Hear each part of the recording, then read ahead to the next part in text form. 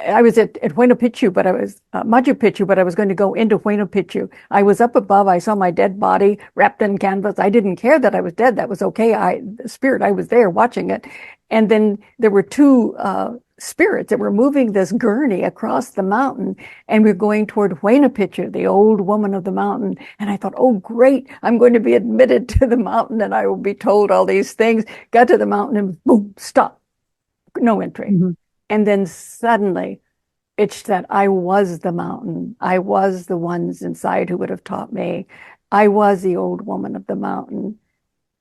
We all are.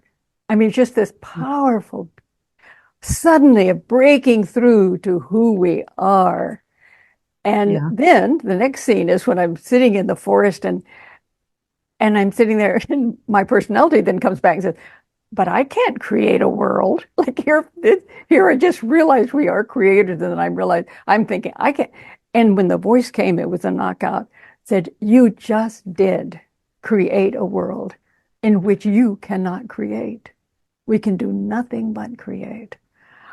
Oh my goodness. It's just every single thought that we have is a creation. And we have been taught we can't create. We've been taught we're nothing, that we are. I love how someone described it as that, the heart forms a torus energy and it goes way out several feet beyond us. And it looks like all of the systems are probably toroid in that sense of the same system. I don't know, but that's what is a possibility. And that we are so embedded in the universe, in nature, that like from the atom to the human, if we sort of imagine a set of Russian dolls, here's the atom, then the human being, then the earth, the solar system, the galaxy, the universe. We are at the center of that, the heart.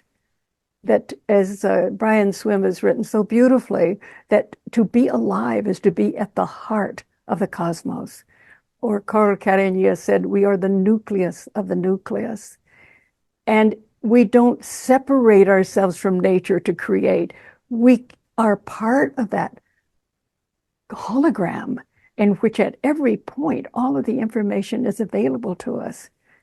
And so our job is to know how to open those channels and have all of that information flow through us and co-create the universe. I think, yes, our job is to make our creation conscious. Yes. Because as the dream said, we are always creating. We cannot not create, but we do it unconsciously. We don't recognize that we're doing it. And so to make it conscious, right? To be aware, what am I creating right now with this thought? What am I creating right now? Yes, and to allow all of that information that is who we are to just be conscious in us. And what is it the Hebrews said, that when you eat of the fruit of the tree of life, which is wisdom, when you eat of that, you will not sin. You're working from the heart, and you will have joy and delight. It's a whole different thing, is that there is that life lived in that way is joyful, and that you can't really go too far astray if you follow the heart.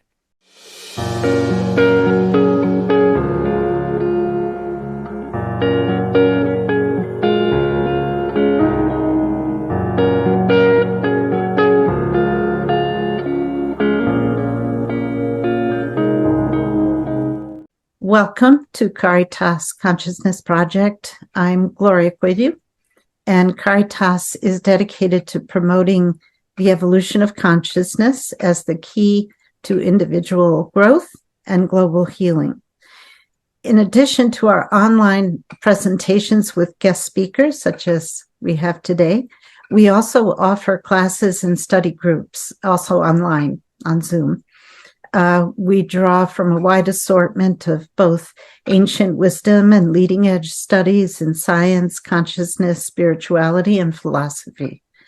And although we've been presenting guest speakers for 20 years now, we began recording these presentations just 3 years ago with the onset of the pandemic. It was a pandemic gift, actually, because now we have over 100 video recordings that are viewable through our website, caritascenter.org, and also on our YouTube channel, Caritas Consciousness Project.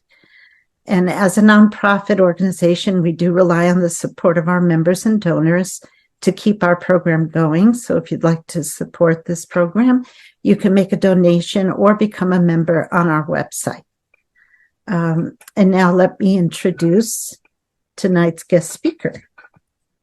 And let's see. Betty Kovacs, Ph.D., earned her doctorate from the University of California, Irvine in comparative literature and theory of symbolic mythic language. She taught literature, writing, and symbolic mythic language for 25 years. She served many years as chair and program chair on the board of directors of the Jung Society of Claremont in California, and sits on the academic advisory board of Forever Family Foundation. Dr. Kovacs is author of The Miracle of Death, There is Nothing But Life, and that is this book here. And it is just an amazing book. I recommend it to anyone. I was telling Betty before, it just blew me away. It's so beautifully written and beautiful in its content. So it's called The Miracle of Death, There is Nothing But Life. She has also written Merchants of Light, which is an incredible book as well.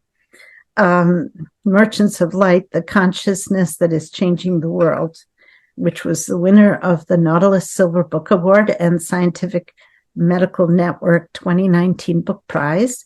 And if you want to know more about that book, Betty did a beautiful presentation on that last year for Caritas, so you can go to our YouTube channel and see that. Betty's books are published by the Kovács Center. It was established in 2002 to identify the new consciousness that is emerging on our planet and to heal the wounds caused by the old worldview. Their major healing work is on the primary wounding caused by the belief that there is nothing but matter and death is the end of everything we've ever loved and valued. By confronting the mystery of death, we are initiated into the fullness of life. This is the foundation for all healing. Her website is www.Kovacs, that's K-A-M for Mary, L for Larry, A-K.com. And now, so let's welcome Betty, and thanks so much for being with us today. Thank you, Gloria. Yes, it's so happy to see you. Thank you. I was just saying, so happy to see you again. Thank you, and it's great to be able to talk about the miracle of death. I've been talking for so long about Merchants of Light, all of which tied in with the experience, but it gave me the opportunity to go back over all of those experiences myself. Yes. And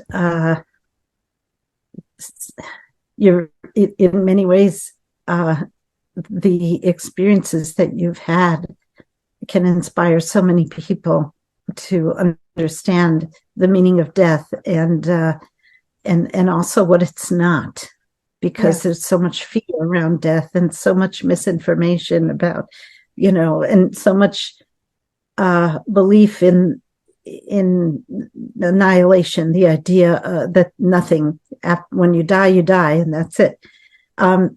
So the type of experiences you described are so often, even when people have them, they're so often kept very private for many reasons. People are afraid to acknowledge them, afraid to have other people think that there's something wrong with them, that they're hallucinating, that they're overwhelmed with grief and imagining all these things. And so what prompted you to put these in a book and publish them publicly, which I am so glad you did? Well, I taught for many years, as you pointed out, and it was at the college level, and I taught mythology, uh, myth and symbol, and it was a very interesting experience. We actually started in the early 70s, still very much the 60s atmosphere, and the classes were always just filled over. I mean, it was students really wanted to know something more than what this worldview had given them. And Mhm. so we would, about the middle of every semester, it began to click. I mean, when we studied symbolism, dream symbolism, spiritual symbolism from all over the world, which is, as I think Robert Graves said, that mythology is always someone else's religion.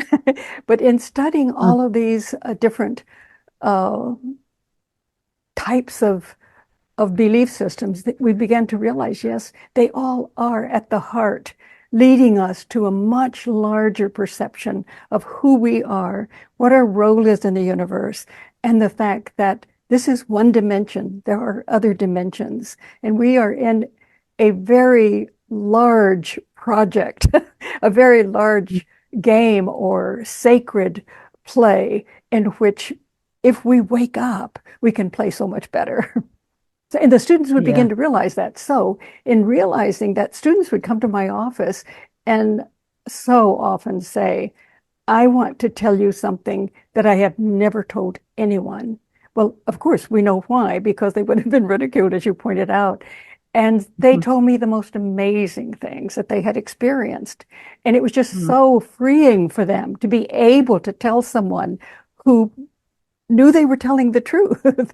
So, Mhm. since I had taught all those years, we always talked about these things, then it was just natural for me to want to tell more and to write it in a way that hopefully I could really communicate in some detail of what was happening. And I have to say, before that time, I was still questioning. Before the deaths, I had taught all my life about these things, different spiritual traditions, different religions, different mythologies, but I knew there was something more, or I was pretty sure, but I did not have that actual experience in which I experienced it. And I could say with the Gnostic, now I know. And knowing Mm. that, of course, gave me the courage to write it. But I have to say that I was cautious with my colleagues in the college. They were all so loving and helpful and present during the deaths in my family. But I also knew that we were all part of this most destructive worldview that has ever existed, that there is nothing but this dimension of matter. We have no meaning, no purpose. We're a fluke of nature. And when we're dead, we're dead. There couldn't be a more destructive or less true worldview, but they were part of that. And as open as they wanted to be, I was cautious. Uh, but they came when the book came out. They were always there. I don't know what some of them thought, and I was careful about discussing it with them. It's interesting. I remember one said as she was getting older, oh, she said, we've got to have a conversation pretty soon about death. Like she was going to be open, but not yet. But I found that the students were perhaps the most responsive to the actual experiences because they had had incredible experiences themselves. So I Yeah, wrote and it, also and they there it were getting was. to know you. Pardon They me? were also getting to know you and trust you. And Yes. this is not just some crazy person walking around mumbling, you Who know. believes something crazy? It's true. There was a great deal of authenticity in the class from everyone. It's Mm. when they began to study this, they knew they were studying something and seeing the evidence of something Mhm. that was far beyond what our worldview would accept. And in their hearts, because of their experiences, they felt it was true and they wanted more. Mm. And I think that there is, uh, it is changing. I remember when I was living in Boulder, Colorado, there in recent years, there was a movement called Death Cafe, Yes, and I people remember would get that. together and they were around. I don't know if they're still doing that. I haven't heard about it I in a don't long know. time, but it was quite popular among people who came to our center there in Boulder when we had it, and people would just get together and have coffee and talk about death, and Yeah. I thought that was great. I want to give a little bit of a background here on this sheet that you sent me, just so that people who have not read your book um, have a little perspective on this. It says the miracle of death, there is nothing but life, weaves personal, historic, and mythic perspectives to show that individual experience and cutting-edge scientific research support a radical change in the way we think about death and life. Within a 3-year period, Dr. Betty Kovacs lost her mother, her son, and her husband in 3 separate automobile accidents. Her entire family experienced precognitive dreams, visions, after-death communications, and synchronistic events. And then it says, I'm skipping a little bit, Dr. Kovacs discusses how we have been imprisoned for more than 300 years by a belief system in which there is nothing but matter. We are a fluke of nature. There's no meaning or purpose, and death is the end of all we have ever loved. Today, however, the discovery of quantum physics is changing everything. Not only does this new science support a multidimensional reality, it also supports the continuation of consciousness after physical death. Millions of people have had near-death experiences, and many others have experienced after-death communication. These experiences, now supported by the new science, transform the very nature of our grief. We step into the mystery of death when we understand the relationship of birth and death and the radical creativity of both.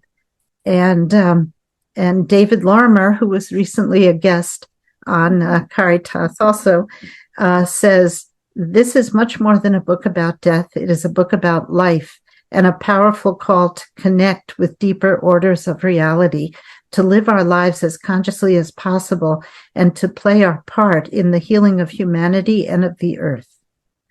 So, yeah, just to give you a little more background on the book itself and your experiences.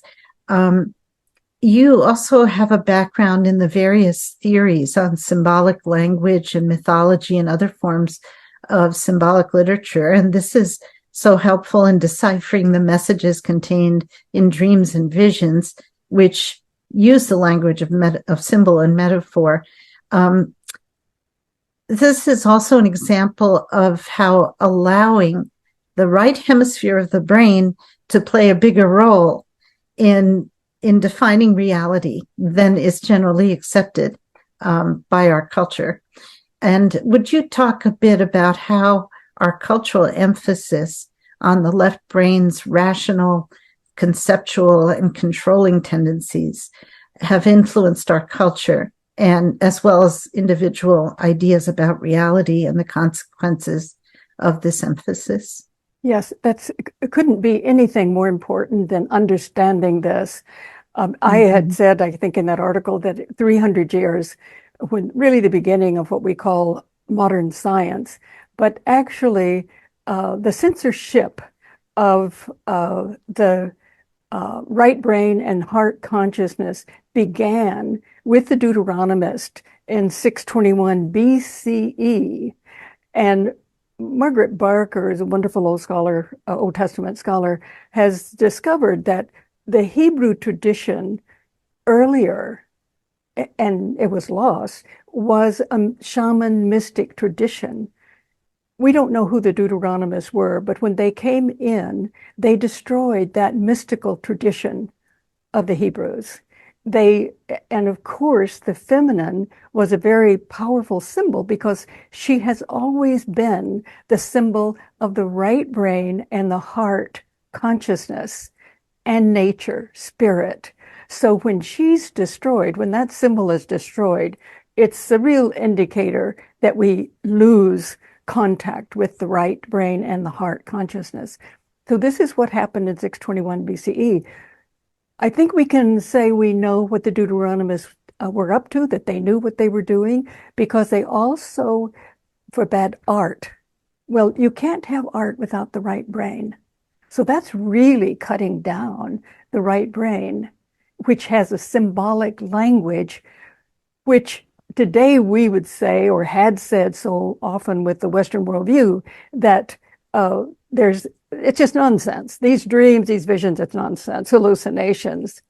But actually, one of the first major theorists of symbolic language knew very well that there is a poetic logic to the right brain, and that the right brain receives information before the left, and it is logical. It has a poetic sensuous logic to it, and it gives the information to the left brain.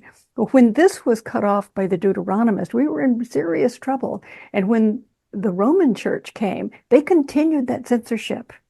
So then, because of the Roman Church, in 1660, when what we call modern science developed and formed the Royal Society for the Advancement of the Study of Science, it could only study matter. The censorship of the church, again, was a part of that censorship. So it wasn't that they couldn't discover anything beyond matter. They couldn't possibly say anything about it. And there were those shaman, mystic scientists who had existed much earlier, and some of them were even a part of the Royal Society for Science, but they couldn't say anything. So because of all of this censorship from 621 BCE, we developed in the West a left brain society, the most destructive, I can't even emphasize that enough, the most destructive worldview any group has ever come up with. And we can look around ourselves today and see we are living in a left brain society. And Ian McGilchrist has written a wonderful book of the master and his emissary in talking about the left and right hemispheres and what has happened today because of the emphasis on the left brain. I mean, what do we teach our children, our students? We send them to school and they're taught through the left brain. I mean, everything is left brain. If you are admired and successful, it's because you're especially good in working with the left brain, isn't it? So it's a real disaster, which I think that we are really coming into an understanding of, and we're doing something about.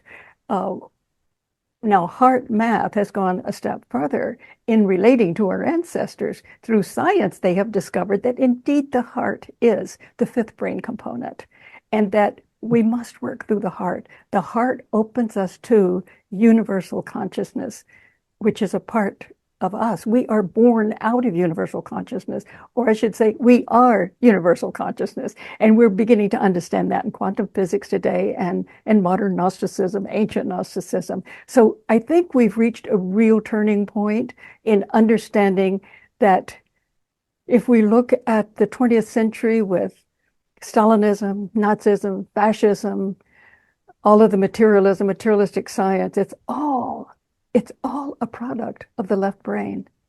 The left brain cannot perceive meaning and purpose or context. It has to do its analysis and send its information back to the right brain, because that's only where it's going to understand its wholeness. And when that's cut off, we're in terrible trouble, as we've seen just a terrible, terrible violence and fragmentation, the belief that there are no intrinsic values in postmodernism. We're in a serious place, but I want to emphasize, I think that we know that, and we are changing it by this knowledge of the heart and the right brain connection. Mm-hmm. Yes. I'm going to read a short passage from your book where you talk about our cultural thoughts about death. And it says, let's see, I found my thoughts coagulating around more general views of death. I thought about its power to completely undo us. Even a confrontation with the possibility of it changes us radically for the rest of our lives. Is it because of this power that it seems to dominate us And if not us personally, then certainly our media. But I wondered, what about those persons who apparently kill randomly without feeling? Are they not, in a reverse way, also dominated by death? Are they not caught in an addictive relationship with it?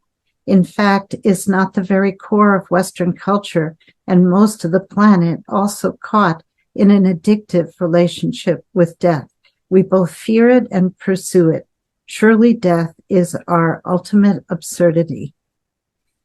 And I thought, not to mention war as a consequence of this, right?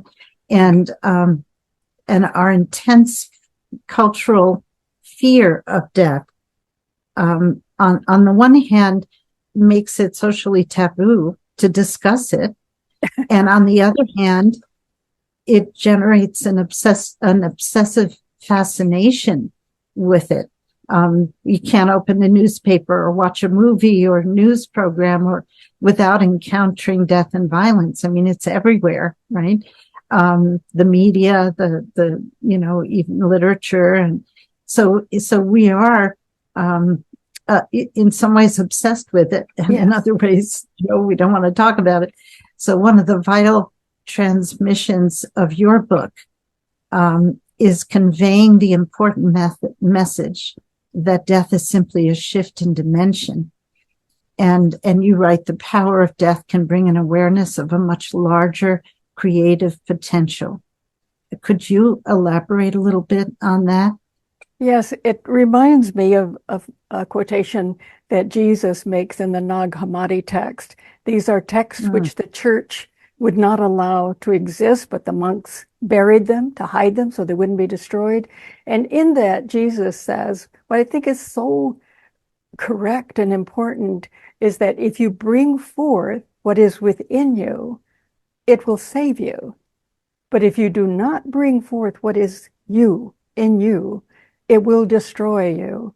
And I think that's what we are seeing all over the world, is that we have been belittled, demeaned, devalued, and we do that ourselves. I think of the postcard that I've seen so often about the cosmos with all of these stars in it, and here's a little speck and an arrow going to it saying, this is where you are. And so we're so unimportant, but we're holograms. So in every speck is all of the information of the universe, but we don't know that. But we were, in that first move of the Deuteronomists, we were so devalued. I've said in many talks, and it's so important to know, that the Deuteronomists inverted the story of the sacred tree of life and made it the tree of good and evil.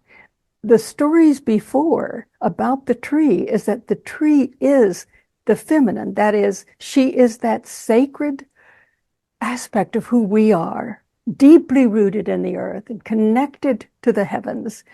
And the very trunk of the tree, in many cases, is the feminine, and she is giving her fruit to everyone who seeks it.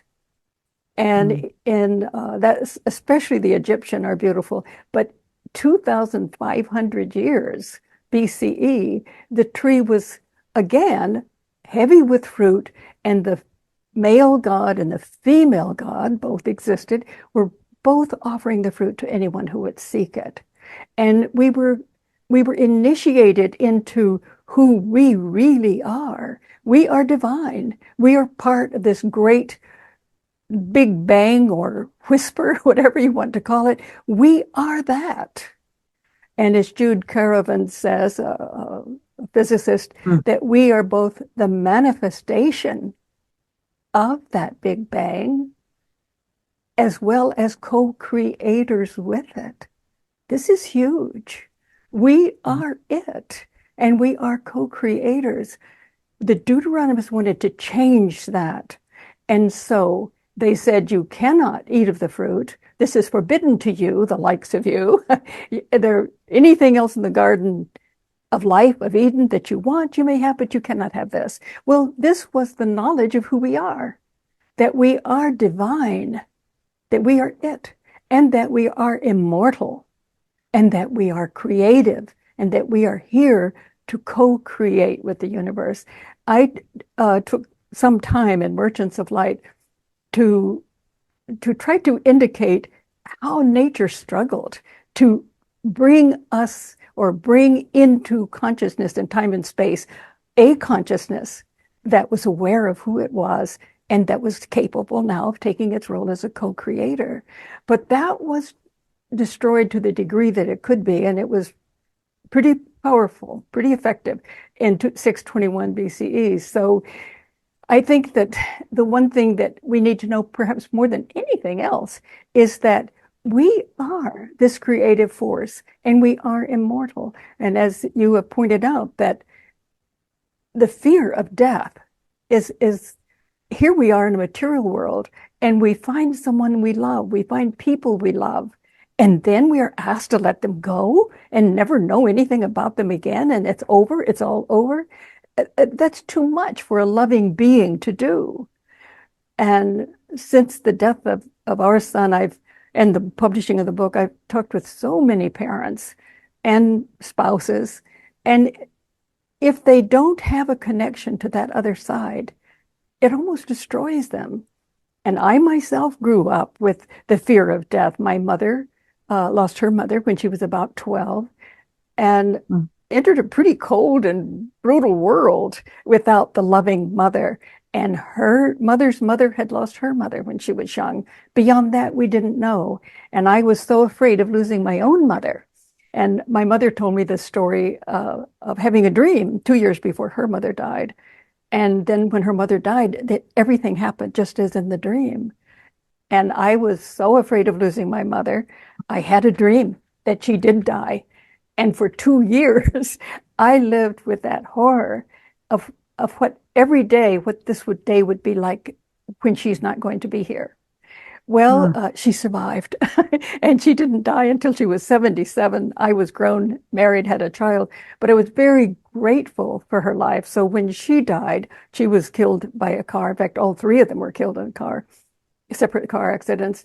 I could be grateful that she had lived that long, that she had gone beyond that fear. But I had no matter what I studied, what I learned, I still had the fear that maybe death is the end, until our son died.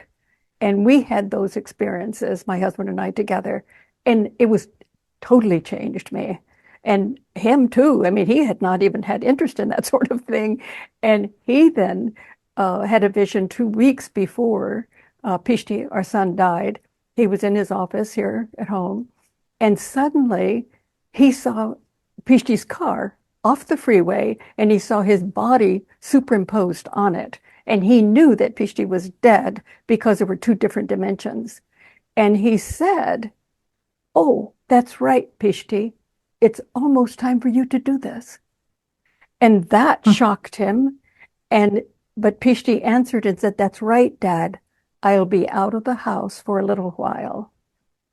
And then Istvan, my husband, was totally unconscious. He did not remember it until we both happened to be here the afternoon that the hospital called us that Ph.D. was in the trauma center. He remembered it at that time, but he didn't say anything to me until after Ph.D. died, because he said that there were times I think maybe he would live, but he said I could not get the dream or the vision. It wasn't a dream, a vision out of my mind. I knew that he really was dead.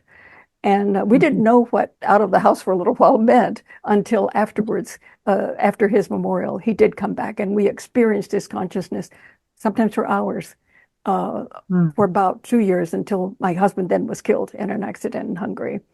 So this was,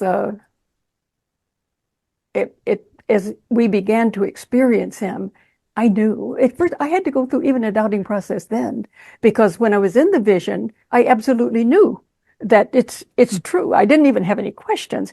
When I came back and my left brain clicked into gear, it tried to tear it apart, tried to say, no, it can't exist. I mean, I wanted so much to know it's true, but the left brain, in spite of my resistance, had been addicted, you might say, brainwashed by the system, by the worldview that I lived in. I was so afraid it might not be true. But after many experiences with Ph.D.'s consciousness and Istvan also had it, and Jenny, his girlfriend, also had experiences with him. And even my brother-in-law, who also had not been interested in anything like that, had a dream after Istvan was killed, in which Istvan told him that when my brother-in-law said to him, "How could you have such an accident?" And he said, "Ph.D. was crowding me." I had had a vision that he saw Ph.D. in a vision, and he went off the road. It was completely flat land except one place. There was a stump, and that's what he hit that turned his car over, threw him out, and fell on him. It was the only place where I could have been killed if he'd gone off the road. So he said to me, I had this dream that when I said that to him, he said, I saw Ph.D. there, and he was standing by the car with his dark glasses on, and Istvan said, Ph.D. was crowding me. I had had the same experience. So there were just so many things like that, but it was the actual experience with our son's consciousness that I never had a doubt after that. When I finally got through that experience of doubting, and Istvan then became my anchor, it was kind of a funny situation. But then I knew for the first time, really in my life, I knew, and I would never doubt it again. There was just too much, too many things. Yeah, it's amazing that you and Istvan and Ph.D. all had premonitions of Ph.D.'s passing in dreams and visions, and how helpful they were, even though you didn't entirely recognize them as premonitions, of course, until later, right? In retrospect, you realized, oh, that's what I was having. But even so, even in spite of not knowing how helpful they were in preparing you. And I think this is what happens in dreams and visions, that they prepare us for like at least on an unconscious level, maybe not consciously, but unconsciously, they prepare us for what is coming, right? And it made me wonder how common this is. But most people either don't notice or don't understand the symbols or don't believe them.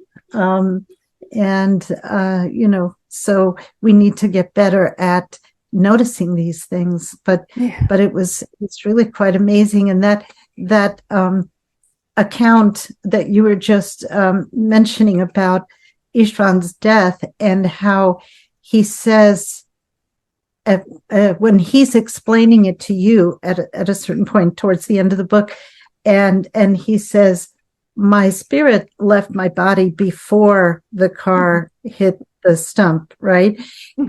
Or before it was thrown out of the car. And that reminded me many years ago of a dream that I had where I was driving, and in the dream I fall asleep at the wheel. And when I wake up, I'm in the wrong lane. I'm in the opposite lane going, my foot had gotten heavy when I fell asleep. So I'm speeding, and there's a tractor trailer coming at me. Oh my gosh. And I know I don't have time to get back in my lane. And so I have to choose between hitting the tractor trailer, head on, or swerving and hitting a huge tree that was there. And of course I choose the tree because at least no one else is going to die. And in the dream, the instant before I hit the tree, I feel myself just very smoothly coming out of my body. And I look down and I see the car hit the tree. And there's this euphoric feeling. And I woke up and I thought, wow, of course, any self-respecting spirit would know it's time to leave. But before the impact, But we worry so much about what someone has gone through. Istvan just felt so bad about Ph.D. that when he came around that curve in the freeway, there was a truck that was stalled in the fast lane, and he could do nothing but hit it. And it threw him out through the windshield, out of the car, hit the truck, and threw him back into the car. And Istvan he felt so bad about what he had gone through. And Ph.D. said to him in a vision, Dad, I didn't feel a thing. My spirit was out of my body before I hit. And then Ishvan Yeah. later told me the same thing, that Right. I was out of the body, because I thought, how, well, all of these things we think when these horrible things happen.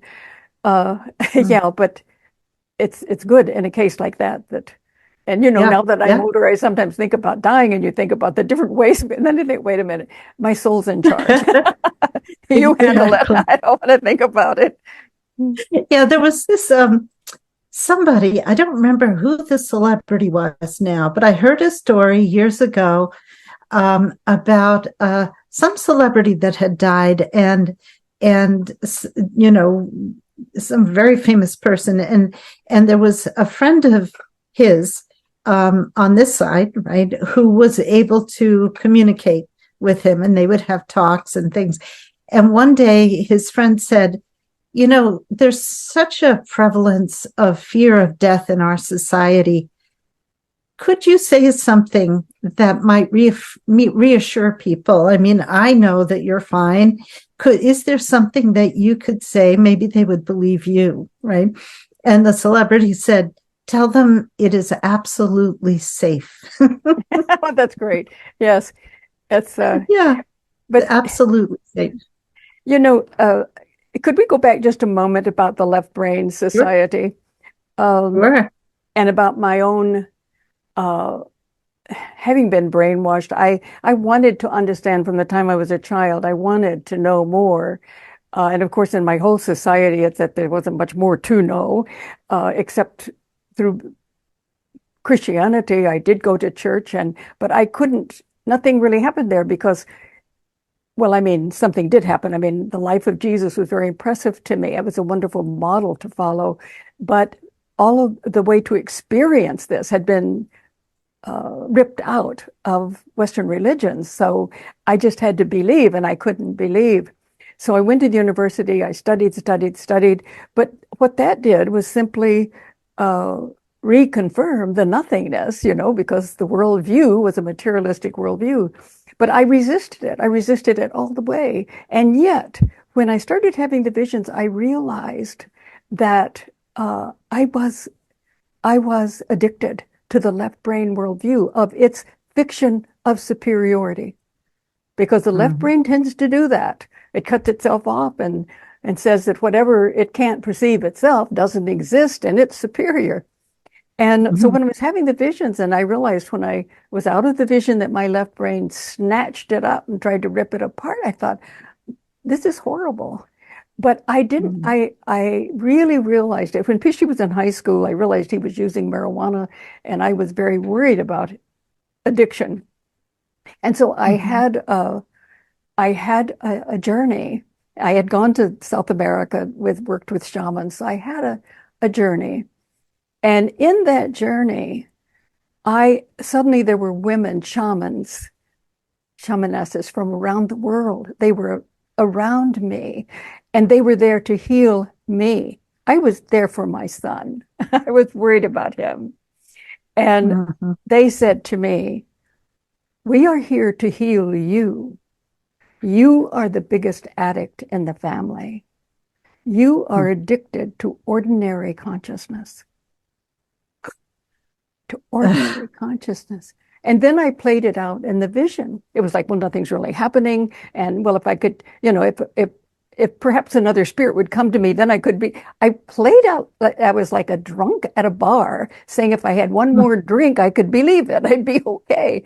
And I really demonstrated to myself in this journey that indeed I was addicted. And what they wanted me to know is that my culture, left brain consciousness, if we can heal that, we don't have to worry about our children, because they will have ways to experience meaning and ecstasy and joy within their own being. They will be able to bring forth what is within them. That was a really profound experience for me. They are Mhm. going as seeking healing for someone else, and I had to be the one who was healed. But it made perfect sense. And I demonstrated during the vision that precisely I was addicted to that, and I had never sought it. I had resisted it, and yet there I was. So I think Mhm. that our culture is addicted, We are praised for that addiction. The better we are at it, the more praise we get. And Get prizes, we get rewards, right? yes, yes, it's Yeah. true. It's true. And And also you talk about the pervasive collapse of the psyche in our children at an increasingly younger age.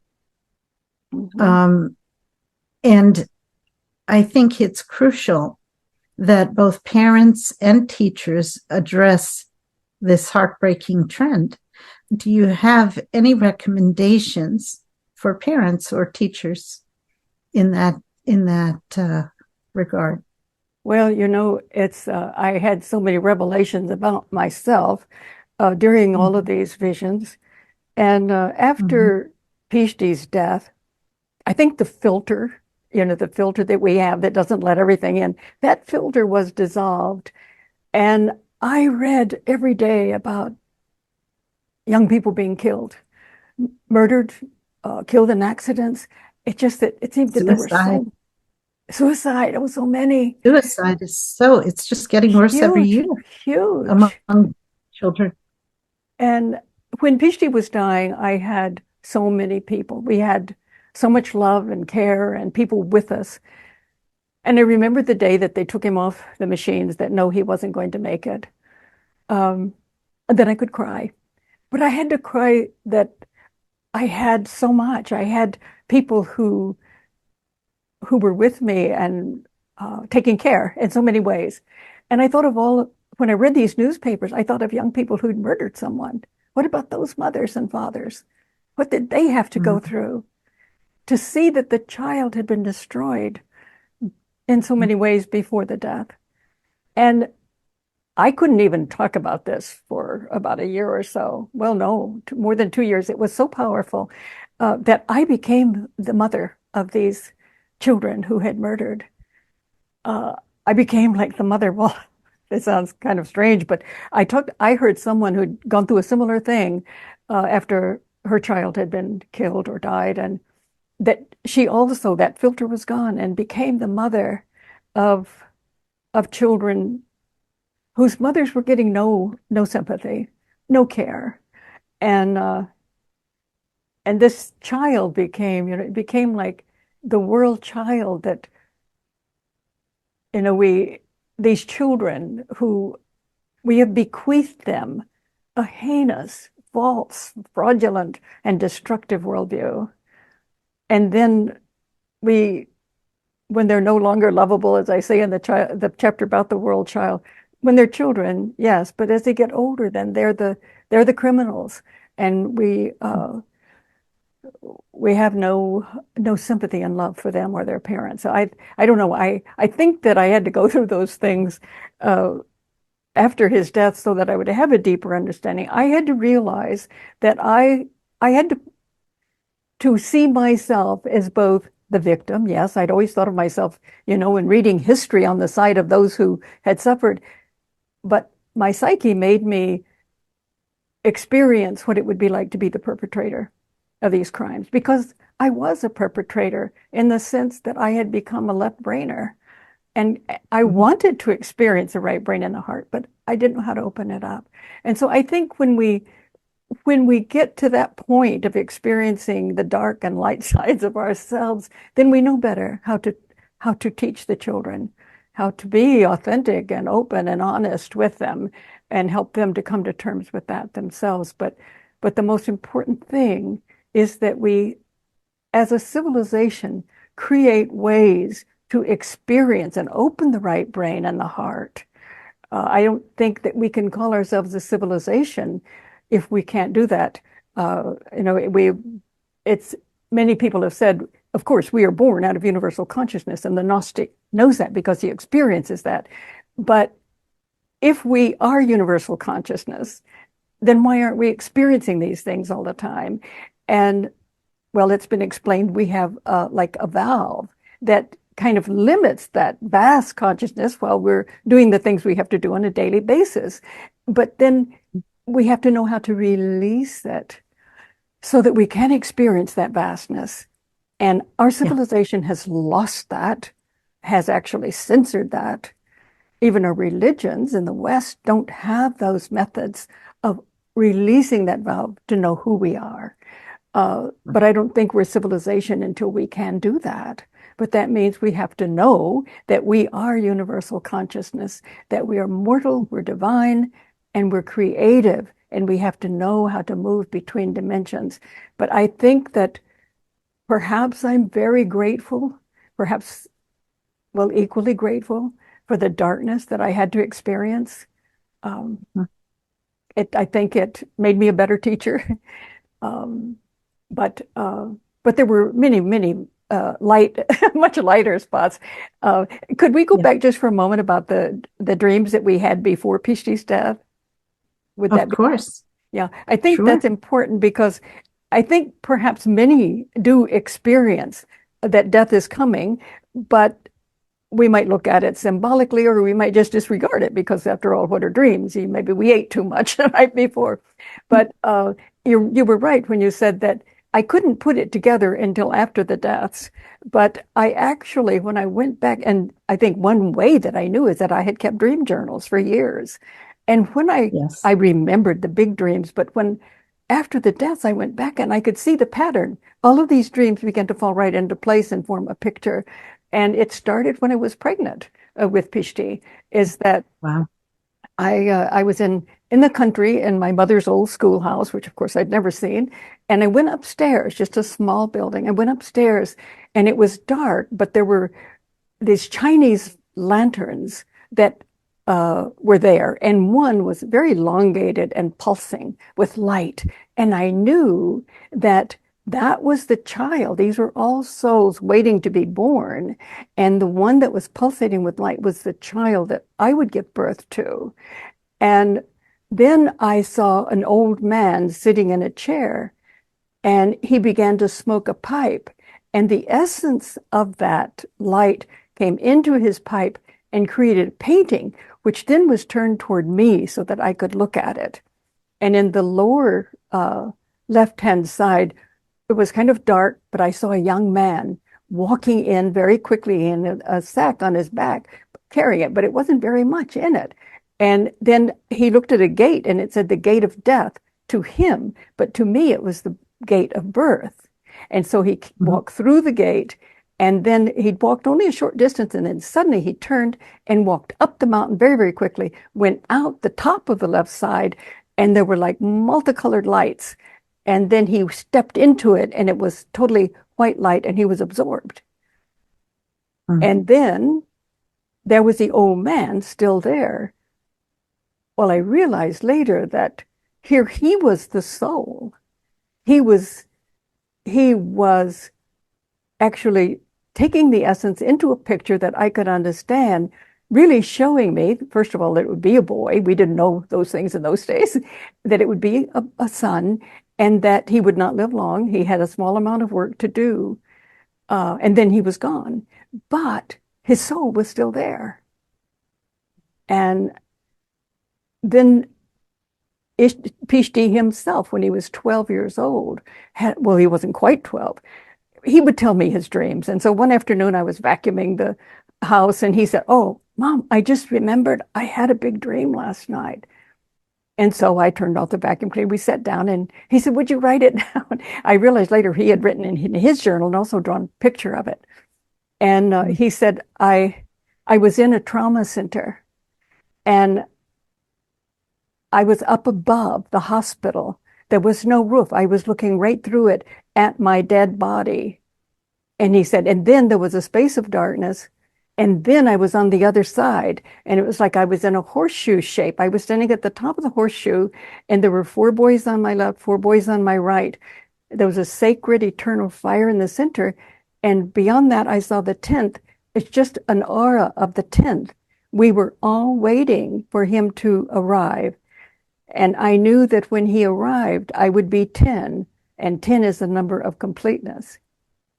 And she said, "What do you think it meant, Mom?" I thought, just to talk about it, I was very worried because it was quite precise. But we talked about, well, he was about to go through puberty. He would die to the child, and he would become adult and so on. But that concerned me. And then in the year of his death, he had a very precise dream that he was in the hospital or he was in a bed, and I was there and talking with him and asking him if he really was afraid. And he said, "No, I'm not afraid." And he pulled the sheet over him and shot out into the cosmos. And he said, "I was going so fast that I I could feel the planets and suns pop as I went by them." And he said, and then boom, he was back in his body. And it was almost like he was rehearsing. Then there was a huge crash. He was in the hospital. Someone was working with him. He heard someone say he's been reduced to a vegetable permanently. And then he realized that I am not that body. And he shot out again and went through the universe. And I thought it was, and he had that one morning. I was making coffee. He was going to his college. I was going to mine. And he told me, and I can remember just sort of taking his arm and saying, "Oh, thank God it wasn't you." I don't know where my head was. And later, Jenny, his girlfriend, and Ishvan and I went through his writings, and she said, "Oh, Betty, listen to this." And it was that dream.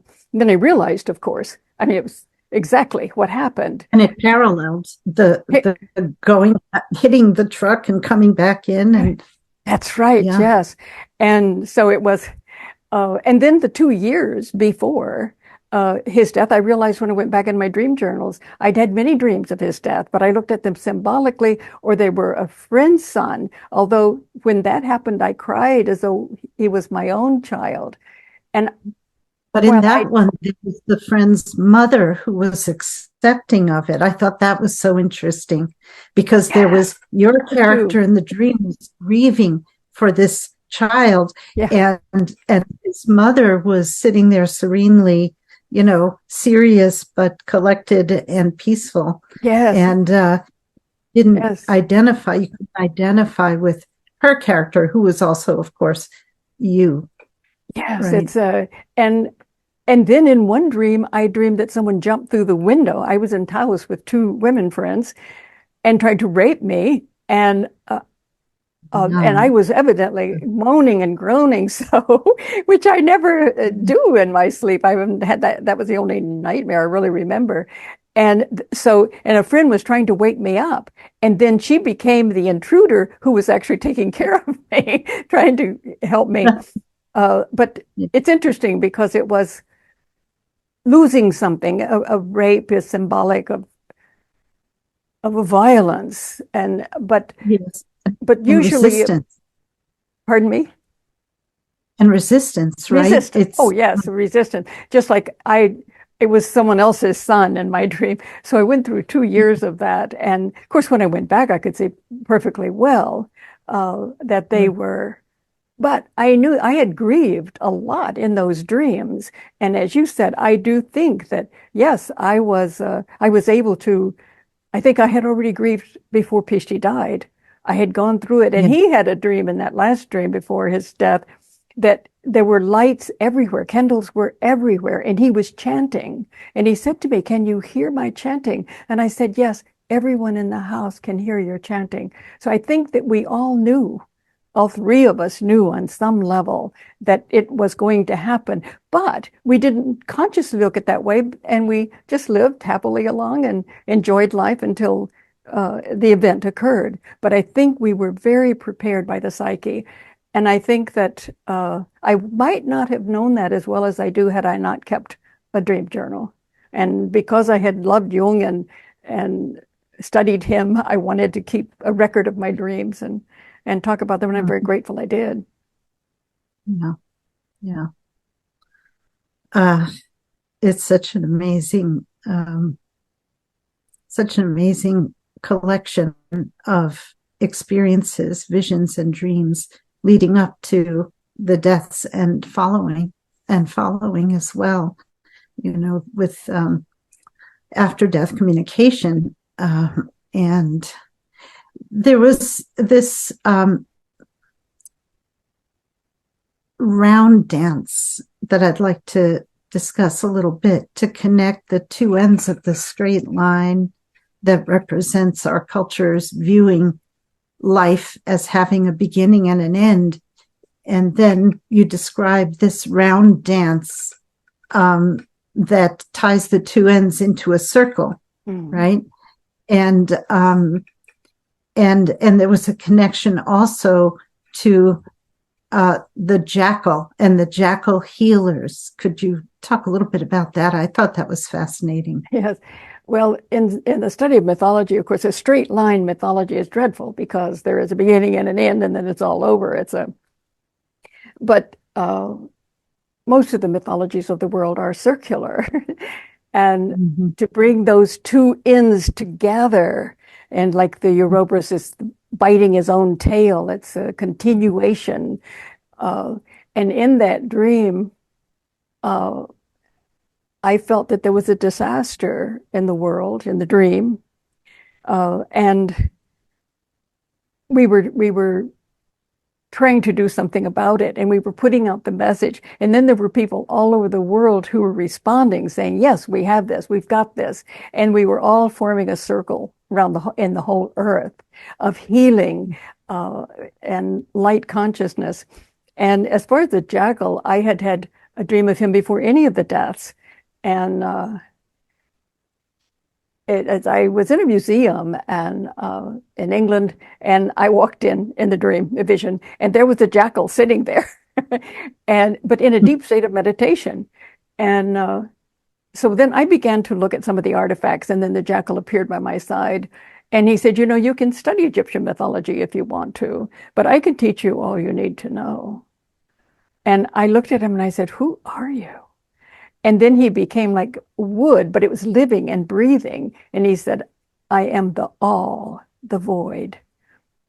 And after the deaths, I had the experiences with the jackal again. And so did Istvan.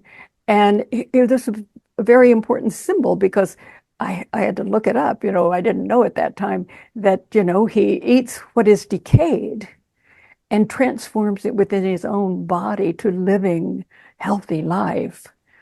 And I think that that's probably was a message to us, is that we have to understand the decay. We have to understand the darkness that we have let happen in our world. Take it in, know it, and transform it within ourselves. And the jackal said, and then you become the lighthouses that are rooted in the earth and giving that light all around the world. So the jackal became a very important symbol. And then one morning, my husband told me he had had a vision in which Ph.D. told him to look up in the I Ching this particular hexagram. And he said, starting from the top, not the bottom, starting from the top, it was straight, broken, broken, straight, straight, broken.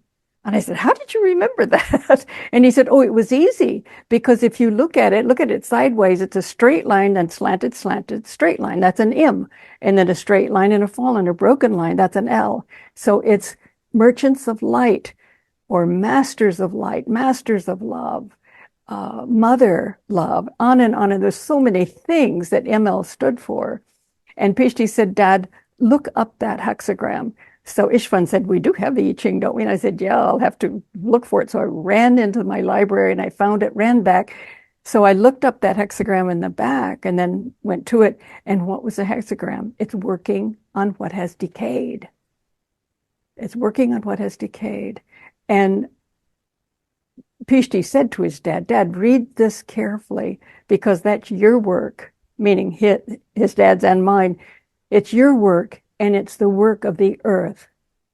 It's like, this is the way we heal, is that we work on, and God knows, the decay we've had in the Western world that's led us to a left brain society. So important to know the schizophrenic behavior of the left brain and how we got there and how we can transform it with our children and in our schools and in the world, simply by working on it in whatever way each of us has to work on that and transform it. And at the end, it says it pays to cross the great water.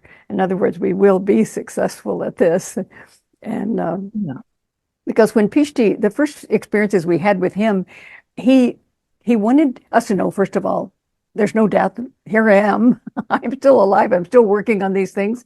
And he wanted us to know that the earth would be going through some really difficult times, um, transformative times. And so he wanted to help us in that. Mm-hmm. Yeah. And there was this dream in which you are told to create, how we create. We've created the society that negates death, and there's some kind of command to create, and you say, but I can't create a new world or something like that. Yeah, and then it says you just did create a world in which you cannot create. this right? was, So we create this illusion that we can't create. And the bottom line is we can do nothing but create. And I thought that was wonderful, because that's all we do is create, and we don't even realize. Every moment. Right? That was so powerful for me, is that I saw, I was at Huayna Picchu, but I was Machu Picchu, but I was going to go into Huayna Picchu. I was up above. I saw my dead body wrapped in canvas. I didn't care that I was dead. That was okay. I was there watching it. And then there were two spirits that were moving this gurney across the mountain, and we're going toward Huayna Picchu, the old woman of the mountain. And I thought, oh, great, I'm going to be admitted to the mountain, and I will be told all these things. Got to the mountain, and boom, stop, no entry. Mm-hmm. And then suddenly it's that I was the mountain. I was the ones inside who would have taught me. I was the old woman of the mountain. We all are. I mean, just this powerful, suddenly a breaking through to who we are. And then the next scene is when I'm sitting in the forest, and I'm sitting there, and my personality then comes back and says, but I can't create a world. Like here I just realized we are creators, and then I realized I'm thinking I can't. And when the voice came, it was a knockout. Said, you just did create a world in which you cannot create. We can do nothing but create. Oh my goodness. It's just every single thought that we have is a creation. And we have been taught we can't create. We've been taught we're nothing, that we are. I love how someone described it as that, the heart forms a torus energy, and it goes way out several feet beyond us. And it looks like all of the systems are probably toroid in that sense, of the same system. I don't know, but that's what is a possibility. And that we are so embedded in the universe, in nature, that like from the atom to the human, if we sort of imagine a set of Russian dolls, here's the atom, then the human being, then the earth, the solar system, the galaxy, the universe. We are at the center of that, the heart. That, as Brian Swim has written so beautifully, that to be alive is to be at the heart of the cosmos. Or Carl Carreño said, we are the nucleus of the nucleus. And we don't separate ourselves from nature to create. We are part of that hologram in which at every point, all of the information is available to us. And so our job is to know how to open those channels and have all of that information flow through us and co-create the universe. I think, yes, our job is to make our creation conscious. Yes. Because as the dream said, we are always creating. We cannot not create, but we do it unconsciously. We don't recognize that we're doing it. And so to make it conscious, right? To be aware, what am I creating right now with this thought? What am I creating right now? Yes, and to allow all of that information that is who we are to just be conscious in us. And what is it the Hebrews said, that when you eat of the fruit of the tree of life, which is wisdom, when you eat of that, you will not sin. You're working from the heart, and you will have joy and delight. It's a Yes. whole different thing, is that there is a whole, that life lived in that way is joyful, and that you can't really go too far astray if you follow the heart.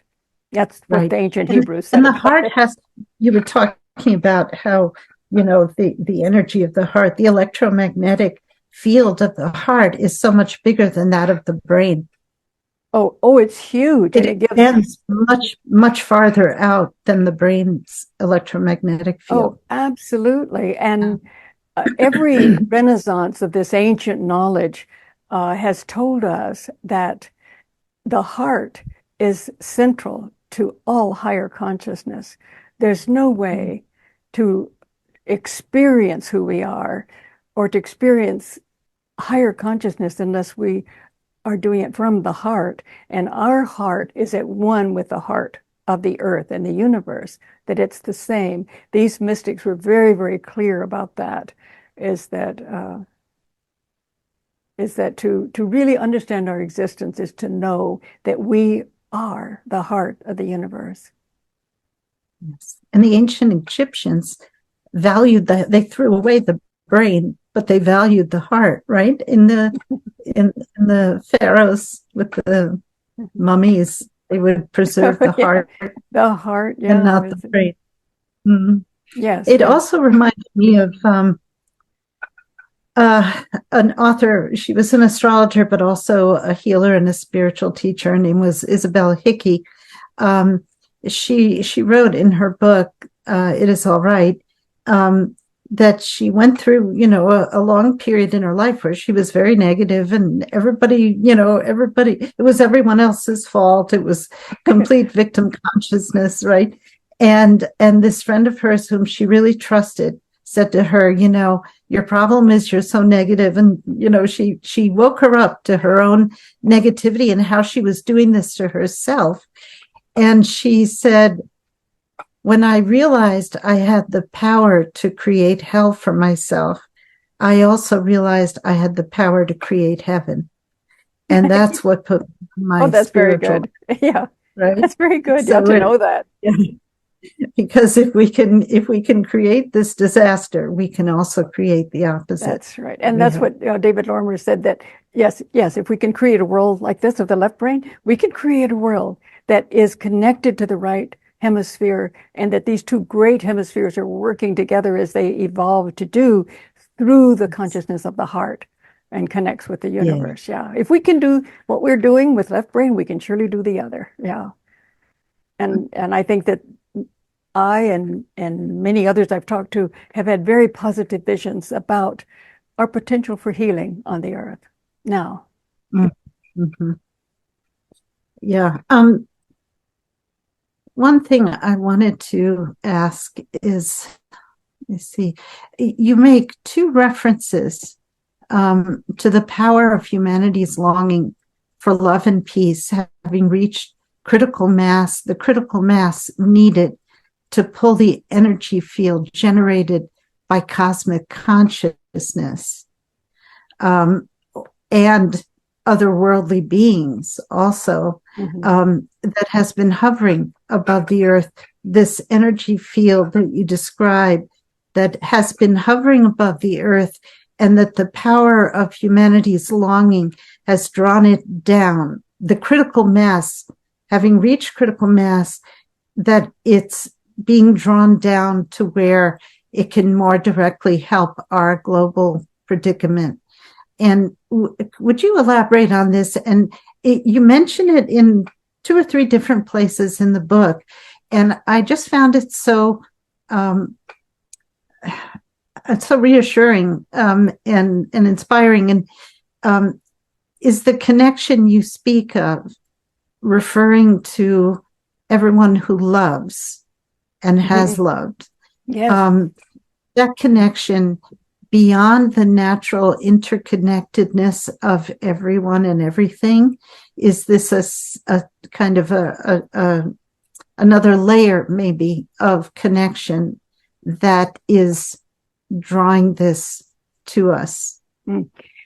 Yes, I think that in vision after vision, it was very, very clear that the highest frequency, most powerful frequency anywhere is love. But this Hmm. vision that I had with two other women, it was before any of the deaths in the family, and it was the most profound experience I've ever had in my life.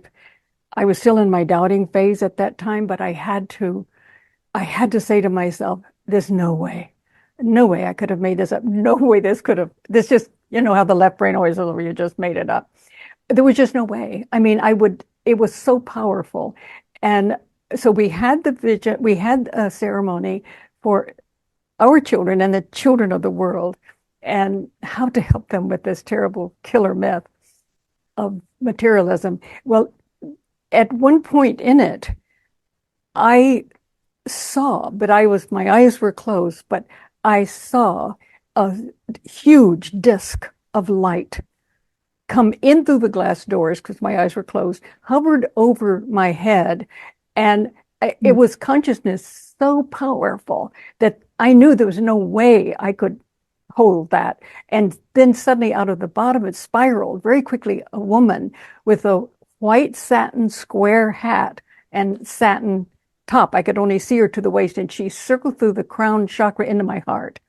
And she began to sing, and I realized she was like a transformer. And the love it's what people who experience death and return talk about, the love on the other side. The light and the love and the consciousness was so profound. And as she sang, I could feel myself just sitting up higher, but she was just actually pulling me up. And I have in both books, I think I have an account of it. And she's saying, you called us and we are here. We are here to be with you all three. The other two couldn't see what I was seeing, but they felt this energy. And then she's saying, we are here. Your planet has called us and we are here. And then a lot of information just went into me, and I knew what she was telling me, that we are the light that has circled around your planet for I don't know how long, but a very long time. And I knew that they had been drawn to the planet because of this longing for love and our ability to love, that we wanted. It's all of this longing for peace and love that's who we are. And we had drawn this light around the planet. And then she said they couldn't connect until now. Well, there's only now in the universe. So, and then we knew, and the two with me knew that we were going to help them connect it. It was that we sort of joined our hands in this circle on the floor, and we felt this powerful energy just surge through us and into the earth. And it was so powerful that afterwards I could hardly move.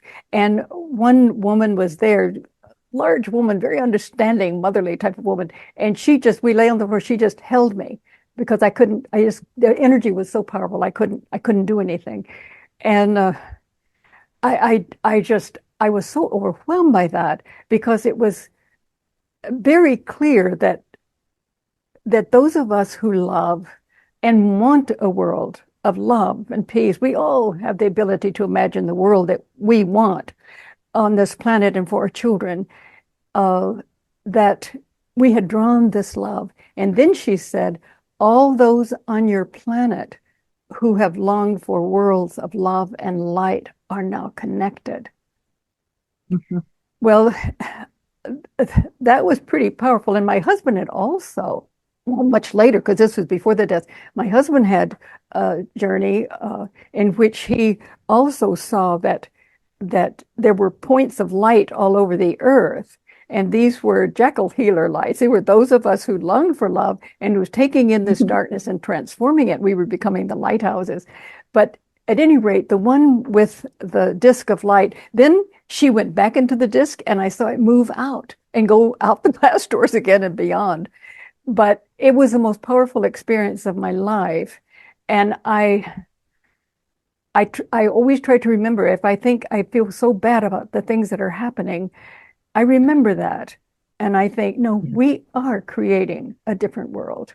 And we now have that connection to the planet. Later, I realized that when they connected, that brought the Earth up into a higher frequency. And I was so amazed the other day, I heard a scientist talking about the frequency on the Earth is now higher than it was. Well, I was sure it was because of that. And that our work for the future, for the planet, for ourselves, for those we love, will be more successful because we are working within a higher frequency. And that was, I would remember that. I had to go to Europe on a sabbatical after that. And always I would remember whatever this was, it was so far beyond me. And I was so grateful for it. After my son died, I was looking through things he had done. And then I remembered when he was a kid, he drew the planet. He had a whole series of these paintings, drew the planet with and it was light all around the planet, but it was not connected. And there was a beam of light coming toward the planet. And I don't know whether my husband even saw those or not, but he had a vision after Ph.D.'s death in which he said, Ph.D. says that there is a beam of light that will connect with the planet. Well, we all experience these things in different ways, but when he had the I Ching reading of working on what has decayed, the ML that the whole hexagram formed was the merchants of light, that these are ourselves who are working on this. They're entities who can now be born on the earth because it's a higher frequency who are working with us. And so he had that vision as well, that in a very positive way, that all of us now are like the magical cells or imaginal cells that you could do that very well. Would you explain the imaginal cells? Oh, sure. The caterpillar, when it's in the cocoon, it kind of melts into some kind of soup or something. And out of this starts sprouting these imaginal cells on the external part of the body or the soup. And the body doesn't recognize them. The immune system doesn't recognize them as part of it. And so it attacks it and kills the imaginal cell. But then another one comes up and that gets killed, and another one comes up. And pretty soon there's so many of them, they proliferate to the point where they overwhelm the immune system, and the imaginal cells hold the pattern for the caterpillar to turn into a butterfly. And so once they proliferate to the point where they overwhelm the immune system, then the caterpillar can turn into the butterfly. And Barbara Marx Hubbard, in a video that I saw, or I showed at our center many years ago, she said she equated the imaginal cells in our society with like Robert Kennedy Jr. or Robert Kennedy and Martin Luther King and Gandhi. And she said these were the people who hold the pattern for who we need to become and what our society needs to become. And they got shot down, but pretty soon there's going to be so many of us visualizing what needs to happen and wanting this to happen that we will prevail, Yes. So. Yes. And that was exactly the feeling, is that that they say these cells cluster together, and when they're united, they're not being killed off one, but when they're united, then we really are moving toward the transformation. And so that's the critical mass. That critical mass. And when she said that all of you on your planet who are working for this are now connected, it's like we were forming that critical mass, and we could be very, very creative and powerful. It would work better. And the interesting thing is that I read later, much later, that in the Sri Aurobindo's ashram in India, that the mystics there had experienced the same thing. They had experienced, and they said, it will come from above. We have been working from below, bringing this up through the body, but now we're going to receive this light from above. And I thought maybe that's why Ph.D. told his dad, don't start the hexagram from the bottom, but from above. But at any rate, they experienced this, these mystics experienced this light that came and was able to connect to the earth. It was very much similar to what I had experienced, but they experienced it in the 50s. So I thought, well, time is not relevant, I guess, except it's happening now in our time, but that they had also experienced that this tremendous transformative light was now coming from above and entering us.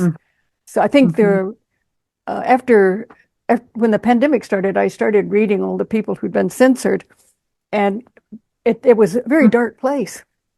And I tried to keep my balance by remembering, wait a minute, remember the visions. They are really reflecting the struggle of what is happening, and we will make it. We will transform. Okay, before I open up to Q&A from the audience, I want to read one last dream here in your book, and it's toward the end of the book.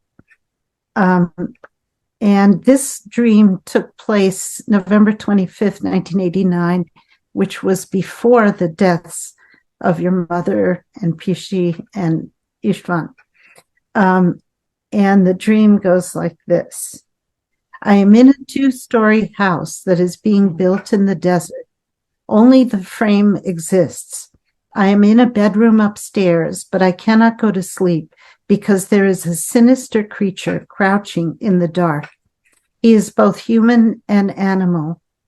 I know he is ready to spring forward and, like a primeval force, destroy me utterly. His essence pervades the room with cold emptiness, negation, and death. I am frightened to the core of my being, but I keep a steady eye on him.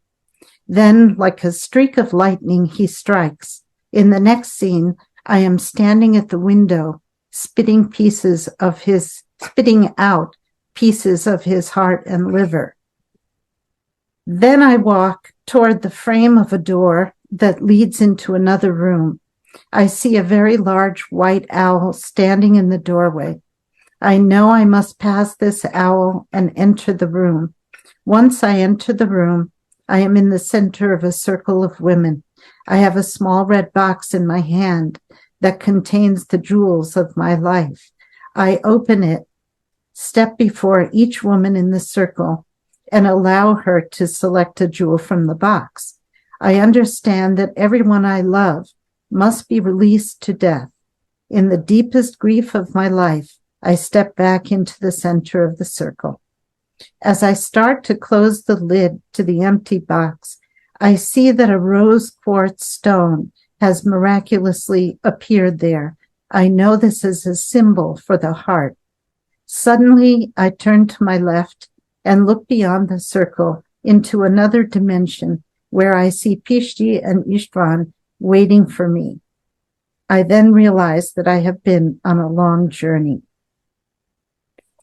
And then looking back at the dream later, right, you say in your notes about the dream, it says, I had written at the time of the dream, I stated, to give away the jewels was to lose Ph.D. and István. I had tried to interpret this part of the dream symbolically, but had not been successful.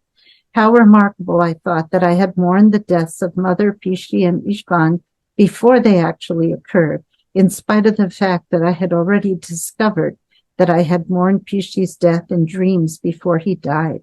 I realized once again that the soul can grieve for future realities. And I wrote in the margin, and the unconscious can prepare us for those realities. I'd forgotten. Thought that was a powerful dream. So I'd forgotten that, actually, Gloria. That's terrible. That sinister well, that is the fear, isn't it? That sinister being. That is the darkness. That is the shadow. And you took it in and spit out the right. I thought that was very That was, powerful. I thought, oh, I remember it now. That talk is, about jackal energy. that was jackal energy, wasn't it? I remember so much though, standing in the circle and giving away everything that I had identified with. Um, Mhm. you know, The jewels. yeah. And I Jewels. think of the myths in which the individual, as they go down the steps into the underworld, have to let go of everything that they thought they were. And I guess that Mhm. was sort of similar to that myth. But the Yeah. beauty of it was, I mean, I can remember the horror of it all and the sadness of it all before any of the deaths. But that, Mhm.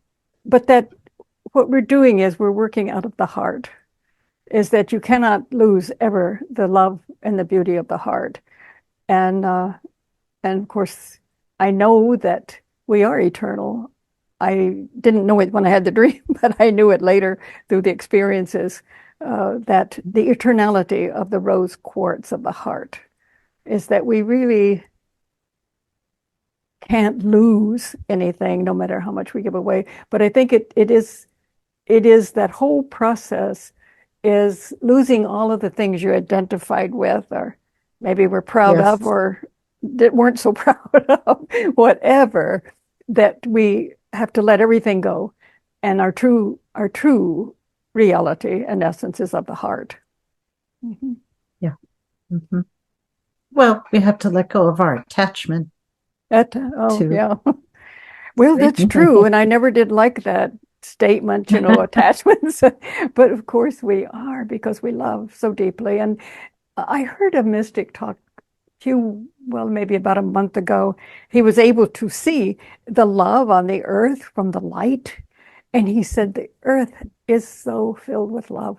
People are so Mm. capable of deep and profound love on the planet.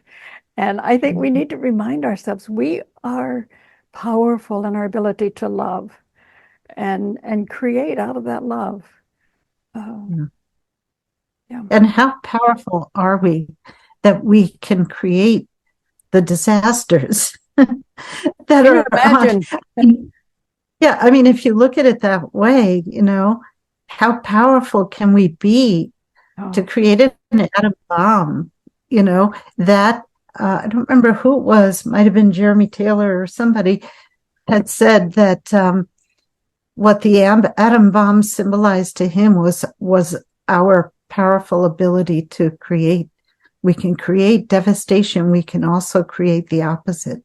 that's so You know. true. I think I see that as a symbol of our not Yeah. having brought forth what is within us, and it did Yes. destroy My us. favorite quote from the Gospel of Thomas. I love that quote. Yes, I've I always. love it. And when Yeah. Oppenheimer is said to have uttered when he saw that first explosion, I am become death, the destroyer Yes. of worlds. And that's not what we want to create. But if we can do that, we can Mm-hmm. do anything. Right, exactly. Well, let's open up. I'm sure people have questions, and I see that there are 3 chats already. And one of them is, somebody had to leave before the end of the presentation, was apologizing. And Pat says Death Cafe still exists, and she has a link there to the Oh, Death great, Cafes. great. And Ken Webb said, "Thank you, Betty, for reminding me of the amazing content of your book that I have read and shared with friends and family. Unfortunately, I have to leave now since my family have arrived and my grandchildren are here." I want to say Okay. just about Ken Webb. He is an Uh, absolute specialist in the Enneagram, and he's done some oh, marvelous work. He's in Scotland. ah, I'm sorry he had to leave, wonderful. yeah, so he could hear me say that. I very much admire him. Oh, that's wonderful. What I would like to do, instead of a question, I would like to express my appreciation for taking part in this talk. And I'm speaking from Pretoria in South Africa. And what I would like to say, that was Betty's talks. I'm always intrigued the theme is the same, but every time she speaks about her books and her dreams and so on, my knowledge and understanding of what she has to say keeps expanding. And for that, I am grateful, and I'd like to thank her for it. Ivan, I would like to thank you for coming. Ivan and I have been writing. He's from Hungary, lived in Switzerland and now South Africa, and he's a poet, a wonderful poet. So I'm so honored you were here, Ivan. Thank you. Thank you, Betty. I'll email you a little bit later. Okay, great. Thank you. Anyone else have a question or a comment? Oh, there, now your video is on.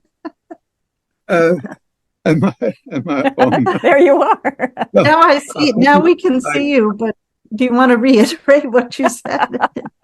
I'm working with two screens, so it's a little bit confusing, but now I can see you clearly, and I suppose you can see me too now. Yes, thank you. Now we can see you. Betty, thank you very, very much, and I'm always intrigued by what you say. As I say, the theme is the same, but the perspective keeps growing, and it helps me to expand my understanding. Thank you so much, Yvonne. Thank you. Thank you. Anyone else? Thea has her hand up. Okay, go ahead. Betty, thank you so very much for this wonderful talk. And you certainly are a visionary that we all can drink from the well. My question is, what can any of us do now at this time on the planet to help reach the light with the I Ching decay? How can we become the jackal and transform, eat the decay, transform it ourselves, and be part of a growing circle to help this transformation that you're talking about? Because I think we are all longing for it. Well, and I think you're doing it by longing. I think we're all doing it by longing for it. That's a tremendous energy to long for that love and light, and then the love that we have in our lives. I think I've come to realize what a powerful frequency that is, that by loving, I think there's so many people who will never be known who are such powerful healers on the earth because they are able to have that love in them, and that allows them, I think, to stabilize themselves, to look at the darkness. I think it's very, very difficult to know some of the stuff that's going on if we don't have that connection with the heart and that larger connection. But I just think that we are doing it in the best way we can, first of all, by being conscious of what's going on in the world and perceiving it through the heart, loving, and that's going on right now, And I mean, just you're asking the question, you are already doing all of that.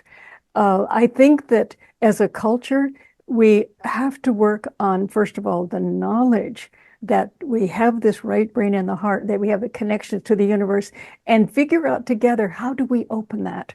How do we open that for ourselves and help to open it for our children? And I think together we're going to have to work on those things. But I think everybody is working on it who's loving. That was so clear in the vision that we were so valued, that we don't really know the power of all of us. I mean, loving and grieving is part of love. I mean, that love is so powerful. And if we allow that love to exist when we're looking at some of the darkest things that are being done, to realize that these people who are in so many ways self-destructing, destroying us and the planet, that first of all, we have to realize what role do we play in it, but to also realize that this is the result of 2,400 years of censorship of who we really are. And I heard just someone the other day, and speaking of AI, brilliant person, but she was not aware that there is any kind of consciousness beyond the left brain. And so what are we doing? Making a huge left brain? I can do even. So it's, I think that our understanding of them and ourselves in this, within this horrible worldview that has destroyed us in so many ways, that we're going to love ourselves out of it. And that love brings a consciousness that we can achieve in no other way. But I don't know, I don't really, beyond that, I don't know, except that I think that from that perspective, then we're going to find ways every step of the way.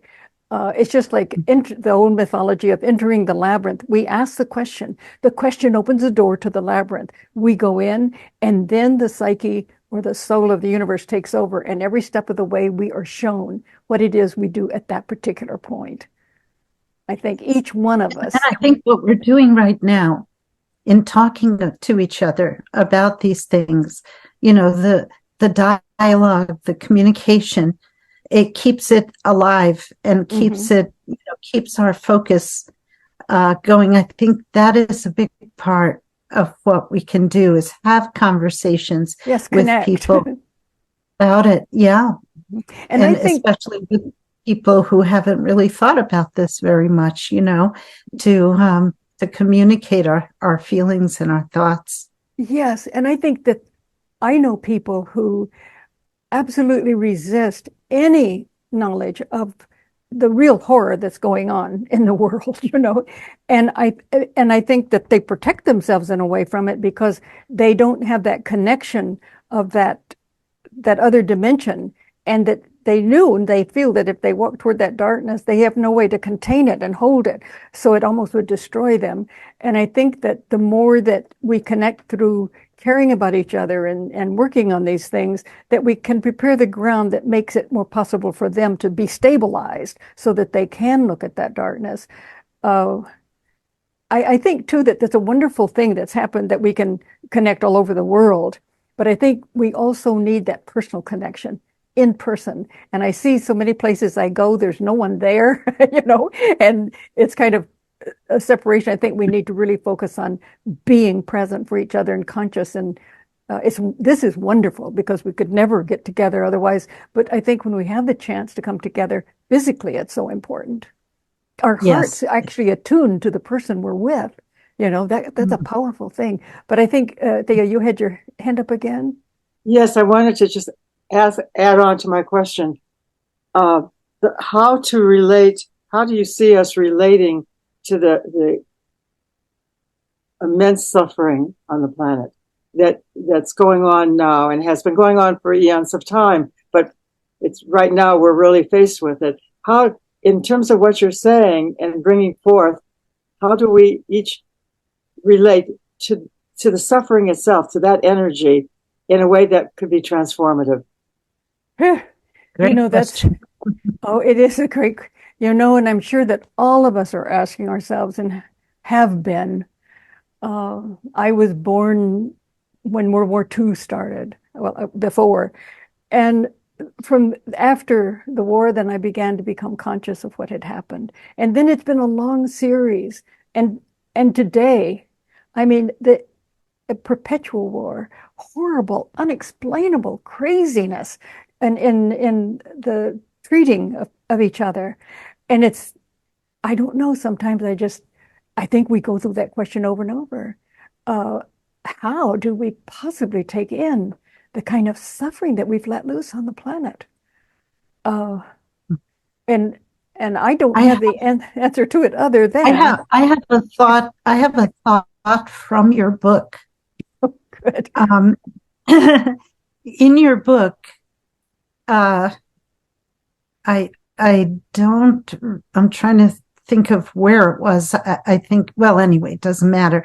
You use the metaphor of a civil war to describe the two opposing reactions you had to Ph.D.'s death. Mm-hmm. One of profound grief originating in the body, and the other feeling joy in the knowledge that Ph.D. was alive and well in the other dimension. And you extend this metaphor to our cultural myth of empty materialism. Quote, I wrote this quote down, empty materialism versus a way of living that would nurture all life.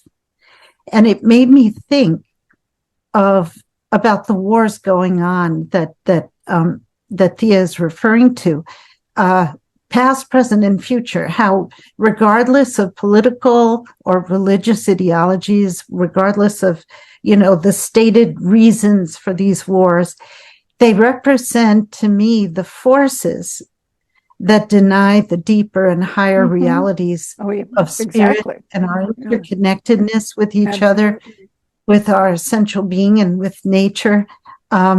Those forces seeking to eradicate the proliferation of that awareness and that love in our consciousness. In other words, the forces of fear trying to vanquish the forces of love. And with that, I thought, well, that's in a way that's good news because we know that the force of love is so much more powerful than the force of fear.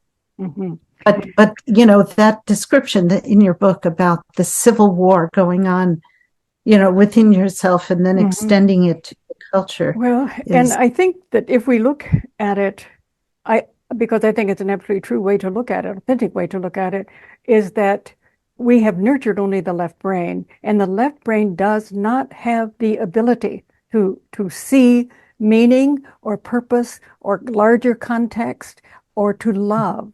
So if we ask, how can we heal this situation? It isn't through the left brain. It is through the activation of the symbolic brain and the heart of love and feeling. The Egyptians knew that there's no civilization if we can't feel. And then, of course, love. So it's the left brain has all of the symptoms, by the way, of the schizophrenic. So when we're saying to ourselves, how could someone do that? How could someone do that? We have to realize that it is a detached left brain behaving in a schizophrenic manner and doesn't have the consciousness of the right brain or the heart. So I guess what heals it is going to that right brain and the heart for information, entering that labyrinth and saying, okay, how do I heal? The door opens, we enter, and every step of the way we will be shown what to do. What can I think it's an overall question. There's no way to answer it. It's like the healing, the suffering is so great. It can't even be comprehended. And so our next step is, how do we heal this? And I think each person asks that question and enters then into the direction of that light and love that will take us every step of the way. I mean, I didn't know after everybody died. I retired and I had no idea really what I was going to do, but the question was there. And I've entered that labyrinth, what do we do? And I think that the mythic pattern of the labyrinth is beautiful because our ancestors said, you entered the labyrinth, and of course you're given your task materialize, or you realize every step of the way. And when you get to the center, you have a very different experience. It's as though you go around and round and round until you get to the depth, the cosmic mind, the divine, the all. And then you realize that the cosmic mind, the all, not as other, but as self. This is our ancestors knew that we are it, as Alan Watts used to love to say. We are the divine. We are the creators. And we cannot bear this suffering. And we ask, what can we do? And we enter then into the partnership with the divine, the spirit. And we are led each step of the way. We co-create our way. so that all of us can find that experience at the heart, that the cosmic mind, the all, is not other but self. So we're working to heal the self as well when we're working to heal these schizophrenic, mad people who are destroying so dreadfully.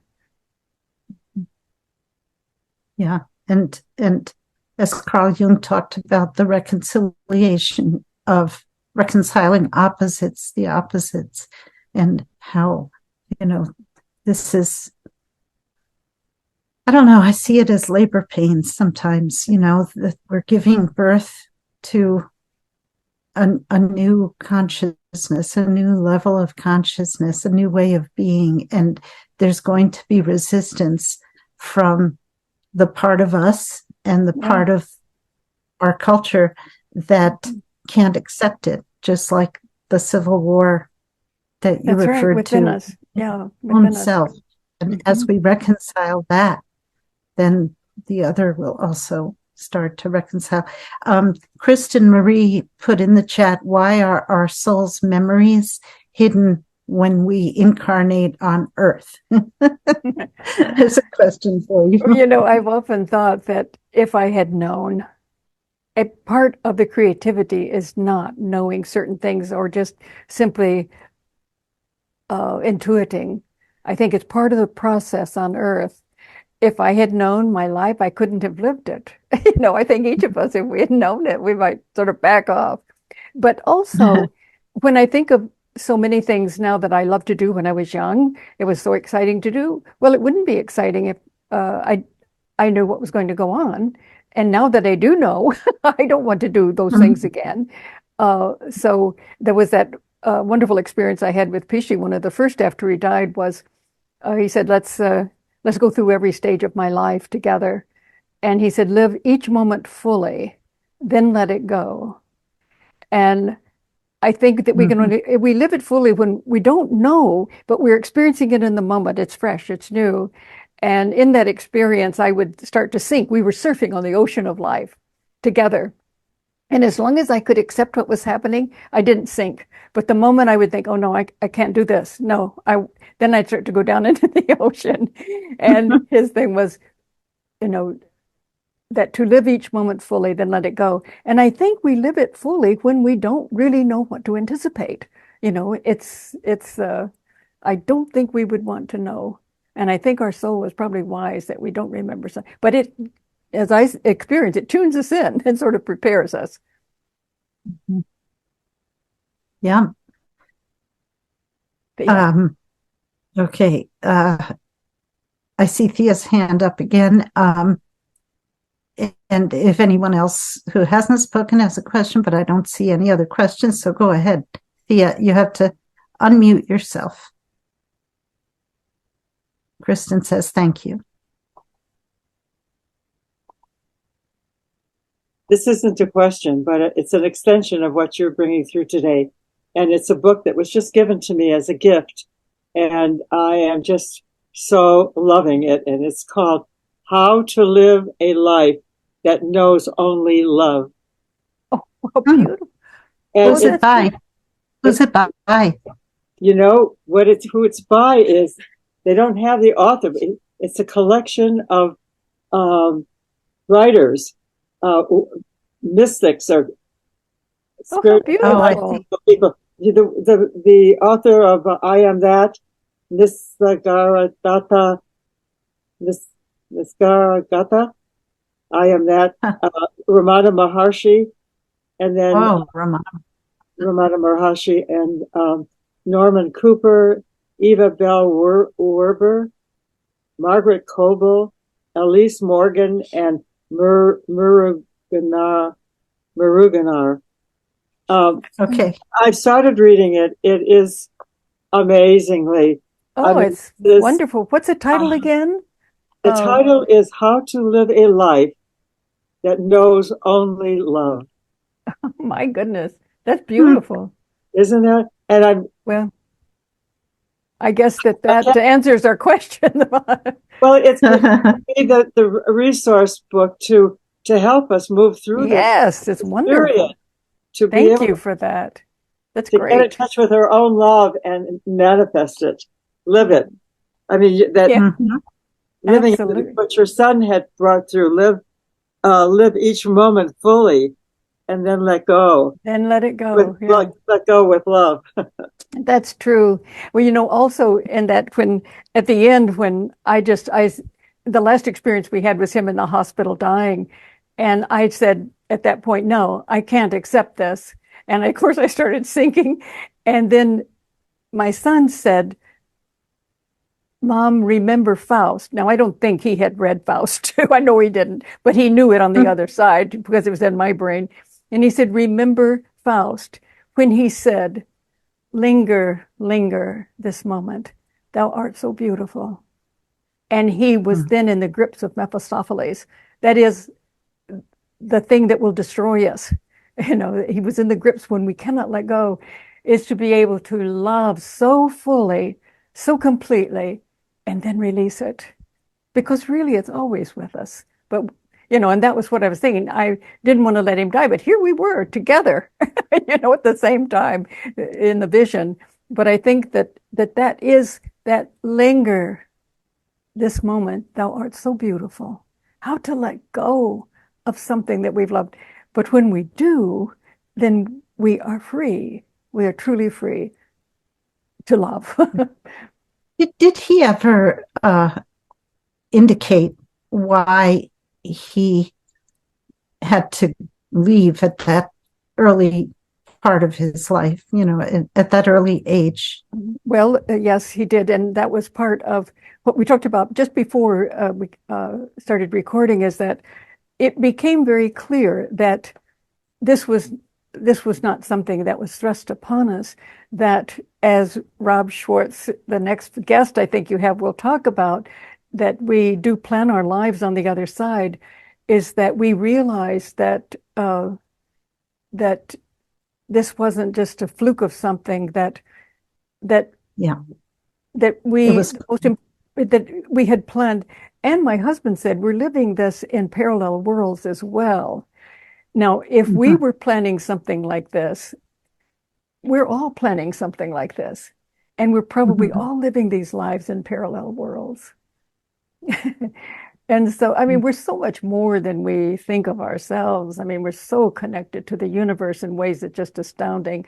But yes, so it was clear to him once he was on the other side, and he could keep saying to us, remember, that.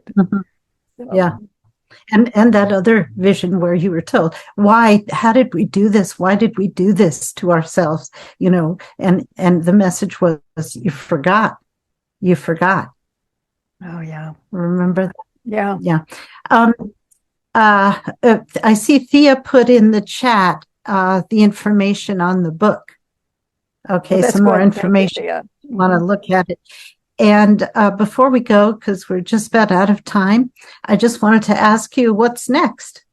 Oh, I'm glad you asked that, because Sylvain Bergeron is here. I saw his face earlier. Yes, and she was thanking us. He. I'm sorry. There you are, Sylvain. For today's insightful talk.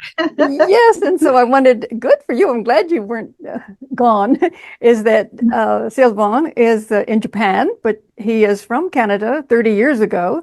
But he got in touch with me, what was it, a year or two ago, and we are now working on a book together.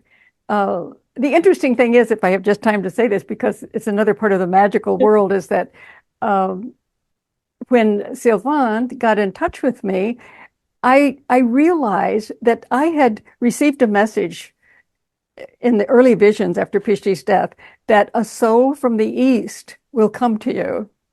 And it was very interesting after Sylvain, and I knew it was Sylvain. And so here he is, and he is going to be working on chapters on John Dee, who was very, very important mystic, and he was everything practically, and very influential in the Rosicrucian enlightenment of mystics and scientists in the 1600s, which the church did everything it could to destroy. But at any rate, Sylvain suggested that we get together on that. And so we are. And it's been wonderful to meet him and know him. Does the book have a title yet? Does it, Sylvain? I don't think so. It certainly does. Yes. Good morning from Japan, everyone. It's presently 4:00 in the morning. I Right know. now. It's It's an honor very to brave be of you. It's lovely to see you, Betty. And thank you, Gloria, for hosting today's talk. Yes. Yes, it does have a title, and it's called Openers of the Way. Oh, beautiful. Oh, great. And so That's good. Wonderful title. basically, we're going to be looking at making use of ancient wisdom to welcome in this new paradigm that, part of today's talk involved. So that's what we're looking at right now. So it's been 2 years in the making. So Betty was saying before, when did we get together? So it was July of 2 years ago. And I've had a chance to visit with Betty in California last year, around this time last year. And so it's still a work in progress, but it's coming along. That's good. And Sylvain is working overtime and everything at his work and trying to write this too. So it's kind of modern life, isn't it? Having a job that's killing us and then trying to do the creative work as well. But yeah, it's a blessing to know him. Thank you. We'll look forward to a presentation when that book comes out. The two of Okay. you could present it together. Great. We'd love to, Gloria. right, Sylvain? You're wonderful. Thank you very much, Gloria, Thank for you mentioning so much. Thank you. Thank you so much, Betty, and everyone who attended today. And this was a very thought-provoking talk and information and book. And again, I highly recommend this book. Every page is an inspiration. So, The Miracle of Death, There is Nothing But Life. Thank you so much, Gloria. Thank you. And everybody, that was been good. Okay. We'll see you next time. Okay. Thank you. Bye-bye.